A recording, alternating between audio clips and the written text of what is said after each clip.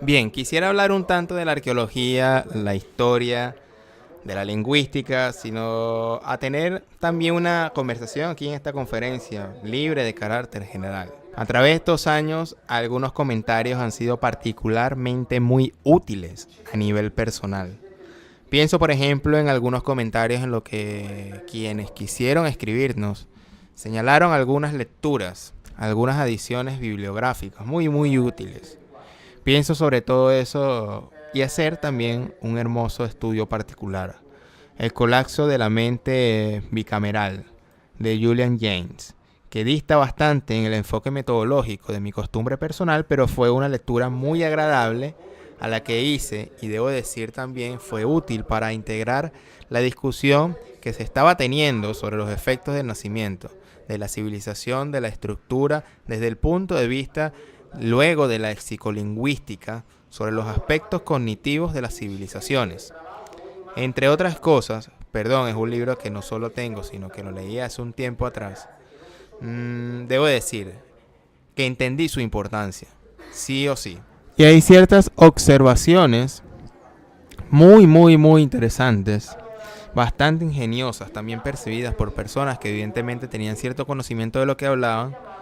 Y muchas de estas observaciones se centraron, por ejemplo, en la figura de Jacob que presentamos en conferencias anteriores. Algunos han señalado la asimilación de que tenía de este hecho antiguo de la figura de Jacob con Dionisio. Si no he creído oportuno profundizar más en la discusión de nuestra conferencia anterior, es básicamente por dos motivos. La primera es que no quería sobrecargar la discusión con otros elementos del punto de vista cronológico, bastante alejados de la época a lo que nos referimos, porque la primera huella de esta, que es fundamentalmente una interpretación griega de Jacob como Dionisio, en el contexto del culto eleucino, se remonta al siglo I a.C. En segundo lugar, no quería dejar lugar a una comparación que por el momento me resultaría engañosa. Es decir, la comparación entre Dionisio y Yahvé. Otro grupo de mensajes, sin embargo, planteó una pregunta que en realidad también fue el tema de nuestra conversación privada, en el sentido de que algunos lo observaron, pero en última instancia, si Yahvé, como parece entenderse en el texto bíblico, era un Elohim menor, considerando todos que si aceptamos, aquí integro todo esto, la genealogía divina de Filón de Vivos fue uno de los hijos de él, Elión, que habría recibido de su padre precisamente el pequeño y disperso Israel para mostrar lo que era capaz de bueno.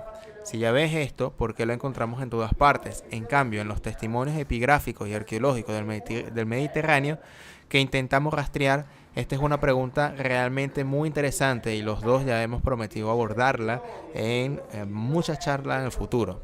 Definitivamente lo haremos porque es un tema muy importante y aún así hay que plantearlo porque vale la pena abordar estos temas.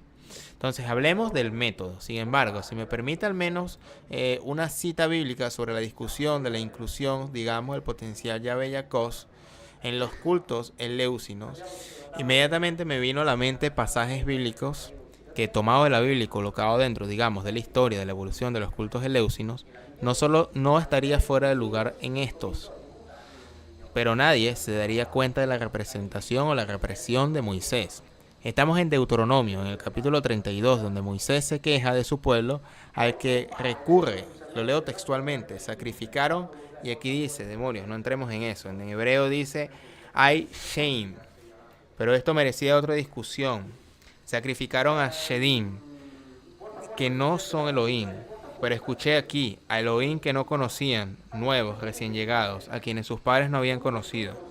Ahora, esto me recuerda a lo que se dijo alguna vez, que Jacob es una divinidad semítica que entró en los cultos, en particular en los cultos eleusinos de los griegos. Entonces lo que Moisés nos dice aquí, y lo dice en tono de reproche, han llegado nuevos Elohim, que por tanto llegaron de otro lugar y una parte de los suyos, contraviniendo lo que era, sabemos, en el orden preciso, se dedicó a su culto.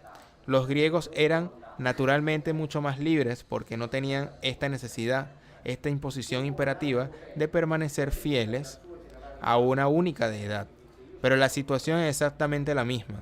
Es decir, Estas divinidades que se movían y se convertían en objetos de culto, de servicio, incluso en los lugares a donde fueron, bueno, al menos quería subrayar esto, porque al paralelismo es tan evidente. La situación es tan similar que, repito, aparte del reproche de Moisés, reproche que no está presente en los cultos griegos por razones obvias, sino que el resto es absolutamente igual y nos da la idea, ya confirma lo que decíamos del movimiento de estas llamadas divinidades que obviamente no se limitaban a un solo lugar o tal vez a un solo pueblo. Si además se me ocurre que Yauyakos no ni siquiera sería el único caso de este tipo de transferencia, ya que cuando se habló sobre Micael mencionábamos un paralelismo importante que al final es posible establecer entre la figura de Micael y la figura del dios griego Apolo. Esta juxtaposición, por así decirlo, es posible gracias a una serie de pistas, por ejemplo, la superposición de lugares de culto entre otras estas divinidades. Por ejemplo, recuerdo el templo apolíneo de Simi, que actualmente es una iglesia cristiana dedicada a San Miguel. San Miguel es el arcángel Micael. Luego Apolo, a quien, a diferencia de Iacos, se le dedica espacio en los textos arcaicos, que son los himnos pseudoméricos. Hay un himno pseudomérico a Apolo, aquí está la descripción de esta divinidad en este texto que ha llevado numerosos estudios y concluimos que se trata de una divinidad claramente ajena, no solo al panteón griego, sino incluso a la sensibilidad, a la cultura griega, y la mayoría de los críticos están convencidos, se declaran convencidos de que se trata, en el caso de Apolo, de una divinidad de origen semítico. Origen se trata pues de un capítulo verdaderamente importante que se parece particularmente atractivo desde el punto de vista del estudio y la investigación. Lo que sucede, imagino por la forma en que presento mi discurso, se basa en pruebas documentales, es decir, para mí, desde el punto de vista del método, es fundamental que cada afirmación esté respaldada por evidencia epigráfica, histórica y arqueológica. Ciertamente, luego necesitamos reunir en un panorama general las pruebas, los hechos, los datos, y aquí está el trabajo de conjeturas, pero si la conjetura es razonable, es lógica, está bien fundada, es una buena conjetura. Sí, de hecho, para mí también es fundamental en cuanto a mi trabajo. Siempre mantengo que lo que me interesa es el aporte de los elementos documentales para la libre reflexión. O sea, me interesa decir, mira lo que está escrito aquí. Mira, entre las diversas posibilidades de lectura del texto también está esta, y obviamente lo hago con especial referencia a la Biblia. Lamentablemente estamos acostumbrados a vivir en un mundo en el que existe una actitud de clasificación. Por lo tanto, cada uno de nosotros debe ser clasificado, debe ser identificado, digamos, dentro de una especie de recinto para ser señalado como partidario de cual o cual cosa. Tesis partidaria de tal o cual verdad presunta. Bueno, quiero decir, está claro que cada uno de nosotros puede tener, o más bien tiene, somos humanos, preferencias, pero estas preferencias siempre están condicionadas, al menos en lo que a mí respecta, y en lo que respecta a su método, pero a mí en lo particular, de hagamos de cuenta que el famoso método que he propuesto en mis conferencias, porque obviamente siempre lo he hecho. Si tuviera una verdad fundaría una religión, pero no poseo una verdad. Repito, creo en la historia siempre ha sucedido, por no hablar de la famosísima Schliemann, por lo que evidentemente el ostracismo deriva del simple hecho de que ella no formó parte, por así decirlo, del mundo académico. Pero por poner ejemplos aún menos conocidos de los que no se habla, creo que Mariani, que a principios del siglo XIX fue la verdadera fundadora documental de la paleontología, a quien no se le creyó o en todo caso fue condenada al ostracismo por dos razones. Primero, por ser mujer.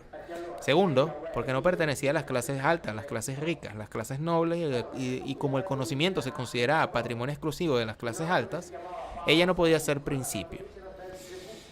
Pienso, por ejemplo, que Karl Furroth, a quien le regalaron ese cráneo descubierto por los trabajadores que excavaban el valle de Neander, y él, tras hablar con un profesor de anatomía de la Universidad de Bonn, lo identificó como un cráneo perteneciente a una especie humana diferente a la nuestra. Inmediatamente fue condenado al ostracismo porque evidentemente lo estamos. Estábamos en pleno siglo XIX. Aún no había existido Darwin.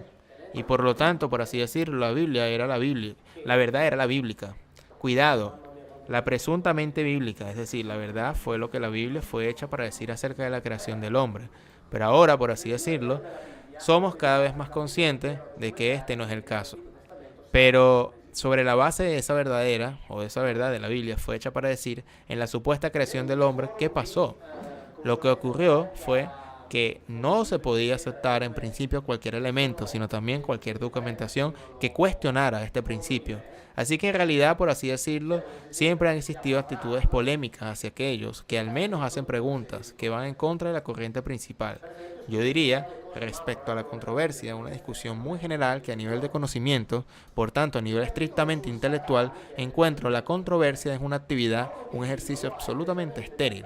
¿Por qué digo esto? Digo esto porque mientras tanto la controversia surge de un impulso emocional y no lógico argumentativo. Y en segundo lugar, el objetivo de la polemista no es verificar la posición de su interlocutor, sino destruirla. Y, muy a menudo, incluso destruir a la persona del interlocutor. Por eso estoy convencido de que la controversia es una actividad estéril si se mira desde el punto de vista de quienes, en cambio, quieren construir conocimiento. Ojo, ciertamente no quiero decir que no debas recibir críticas, pero bueno, la crítica es otra cosa. La crítica es un aspecto vital de la investigación. ¿Por qué? Porque estructura los procesos argumentativos formando la concatenación de argumentos dentro de un recorrido lineal y de esta manera contribuye a la construcción compartida del conocimiento. Mi ideal sería un tipo de diálogo inspirado a lo que afirmó Leibniz, quien sostenía que quienes se dispongan a especular deberían invitar a su interlocutor con la expresión calculemos, es decir, calculemos.